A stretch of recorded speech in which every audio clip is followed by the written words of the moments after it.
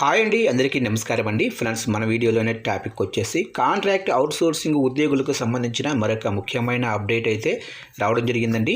అయితే ఇందుకు సంబంధించిన వివరాలు అయితే మన వీడియోలో తెలుసుకుందామండి. వీడియో పూర్తి వరకు చూడండి. అలాగనే ఒక లైక్ చేసి ఇలాంటి మరిన్ని అప్డేట్స్ కోసం ఇప్పుడే మన ఛానల్ని సబ్స్క్రైబ్ అది చేసి ఫాలో చేయండి ఫ్రెండ్స్. ఇక లేట్ చేయకుండా టాపిక్లోకి వెళ్ళిపోదాము. ఇక నేషనల్ హెల్త్ మిషన్ ఎన్హెచ్ఎంలో విధులు నిర్వహిస్తున్న కాంట్రాక్టు అవుట్సోర్సింగ్ ఉద్యోగులు సిబ్బందికి 4 నెలలుగా వేతనాలు అందటం లేదు. దీంతో ఆ కుటుంబాలు తీవ్రమైన ఆర్థిక సంక్షోభంతో కొట్టుమిట్టాడుతున్నాయి. ఉద్యోగులు సిబ్బంది తమ పిల్లలకు స్కూలు ఫీజులు కట్టలేక, నిత్యావసర సరుకులు కొనుగోలు చేయలేక, సమాజంలో ఆత్మగౌరవంతో బతకలేక నరకయాతన అనుభవిస్తున్నారు. ఓవైపు సమాన పనికి సమాన వేతనం ఇవ్వాలని చెబుతున్నా స్వయంగా ప్రభుత్వాలే అత్యున్నతమైన ధర్మాసనం ఆదేశాలను పాటించకుండా కాంట్రాక్టు అవుట్సోర్సింగ్ విధానంతో ఉద్యోగులు సిబ్బందిని నిలువు దోపిడీకి గురి చేస్తున్నాయి. కాంట్రాక్టు అవుట్సోర్సింగ్ విధానంలో ఇచ్చే వేతనాలే పూట గడవని జీతాలు.